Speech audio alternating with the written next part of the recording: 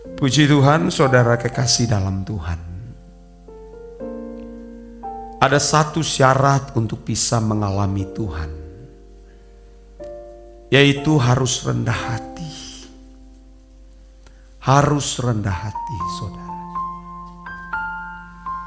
Kalau seseorang tidak rendah hati, nanti penuh dengan perbantahan, rejection atau penolakan, saudara. Tuhan mengingatkan kepada kita supaya kita awasi dirimu dan awasi pengajaranmu. Banyak orang hanya sibuk mengawasi pengajarannya, tapi dia lupa mengawasi dirinya sendiri.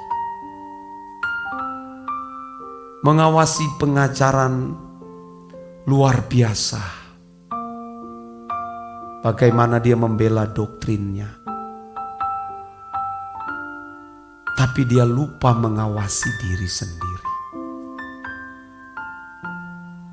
Mengawasi pengajaran, saudara, itu cukup berada di ruangan perpustakaan, membaca literatur, membaca Alkitab dengan teks-teks bahasa aslinya, berdasarkan hermeneutika. Tapi mengawasi diri sendiri tidak cukup. Demikian, kita harus memiliki waktu perjumpaan dengan Tuhan di ruangan doa secara pribadi, saudara. Hanya itu, saudaraku, satu-satunya syarat menjaga diri kita. Pengajaran penting, tapi ada hal yang lebih penting dari itu, saudara. Miliki waktu berjumpa dengan Tuhan. Bertemu dengan Tuhan setiap hari. Ini menjadi syarat utama. Kalau tidak, saudara,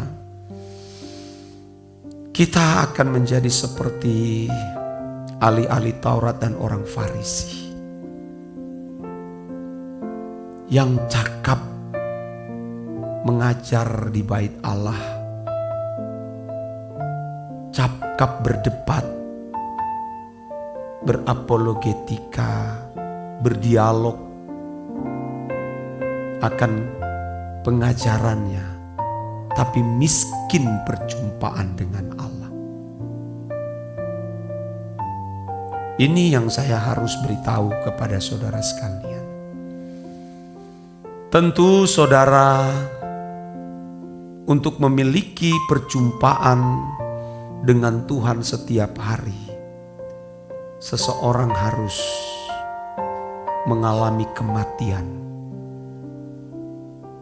Tentu yang dimaksud dengan kematian ini adalah mati dari segala keinginan.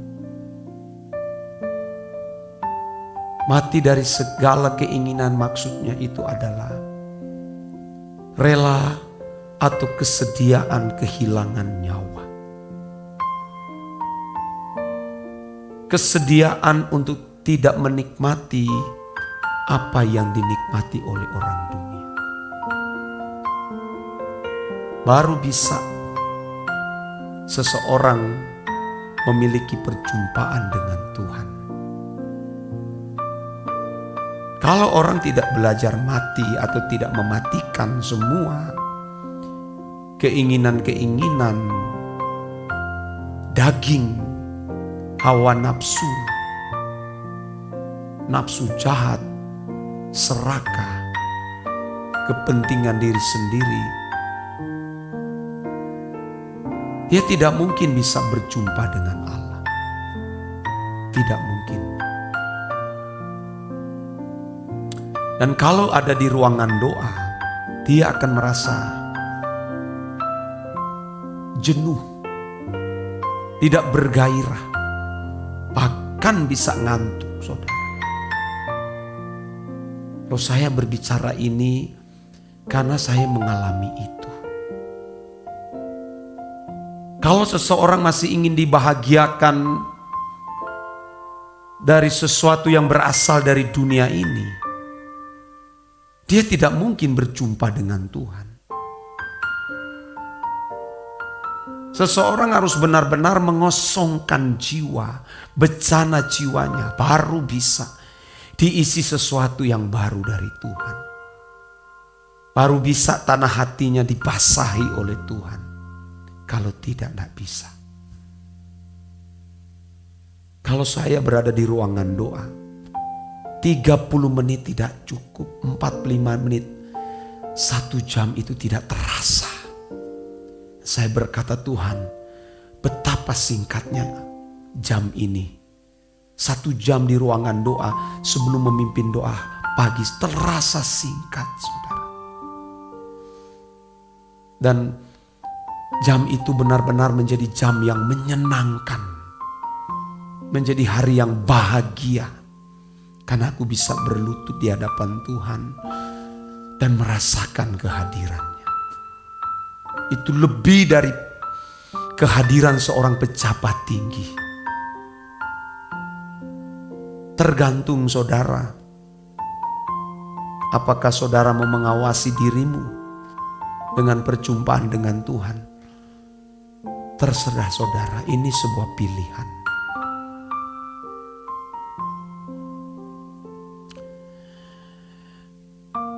Saudara, dalam Markus pasal 8 ayat 35 dikatakan, karena siapa yang mau menyelamatkan nyawanya, ia akan kehilangan nyawanya.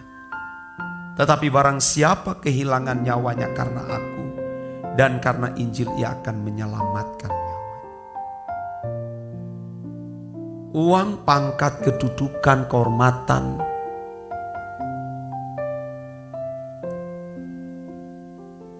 tempat-tempat wisata yang kita jadikan itu sebagai tempat kebahagiaan kita, itu nyawa.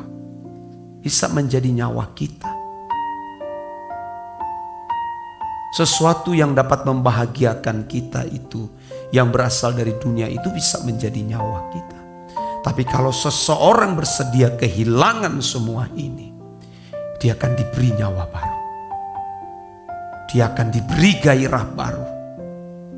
Saudara, spirit yang baru. Tapi kalau seseorang tidak bersedia kehilangan nyawa, seperti yang saya kemukakan tadi, dia tidak akan mungkin mendapatkan nyawa dari Tuhan. Saudara memperhatikan kekristenan di abad mula-mula. Bagaimana mereka kehilangan nyawa. Mau tahu? Tuhan izinkan pedang Roma sandar di leher. Kehilangan kepala dipancung, dibakar hidup-hidup. Tuhan izinkan melemparkan mereka ke kandang binatang buas. Menjadi tontonan. Diseret di jalan-jalan, penjara menanti mereka. Bahkan disalibkan. Dibakar hidup-hidup. Wah. Itu cara satu-satunya yang Tuhan izinkan. Kalau Tuhan tidak mengizinkan hal ini, kekristenan tidak mungkin menjadi murni. Cara Allah menjaga kekristenan abad mula-mula, saudaraku, dari kenajisan dari dunia ini, Tuhan izinkan aniaya. Dan orang-orang Kristen di abad itu, mereka benar-benar rela kehilangan nyawa untuk mendapatkan nyawa yang baru. Nah, saudara kita yang ada di saat ini, saudara, sudah tidak ada lagi aniaya seperti itu. Mestinya kita yang menganiaya diri kita sendiri. Jangan biarkan dia menikmati apa yang dinikmati oleh dunia. Kenikmatan kita cuma satu, Tuhan, saudara. Tidak mungkin kita tidak dipelihara oleh Tuhan. Dia akan memelihara kita, saudara. Kekristenan abad mula-mula, dunia ini terkunci, tertutup. Yang ada itu adalah penderitaan. Tapi itulah cara satu-satunya mereka kehilangan nyawa. Untuk mendapatkan nyawa yang baru. Oleh sebab itu saudara, kita harus menyakiti diri sendiri. Katakan jangan menikmati apa yang Tuhan tidak ingin kita nikmati. Percayalah saudara, Tuhan pasti tahu bagaimana membahagiakan kita.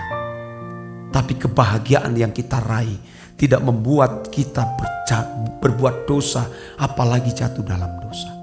Sukacita yang akan diberikan Tuhan tidak membuat kita jatuh dalam dosa. Tapi kalau sukacita yang dibangun dari dunia ini, kebahagiaan yang dibangun dari dunia akan membuat seseorang jatuh di dalam dosa. Oleh sebab itu saudara, awasi dirimu. Jangan hanya sibuk mengawasi orang lain, pengajarannya, tapi awasilah dirimu sendiri. Bangun relasi dengan Tuhan melalui perjumpaan dengan Tuhan setiap hari. Segala sesuatu yang tersembunyi, dosa-dosa yang tersembunyi, Dia akan nyatakan. Saudara, percayalah. Kiranya ini menjadi pegangan Tuhan dan pesan Tuhan bagi kita semua.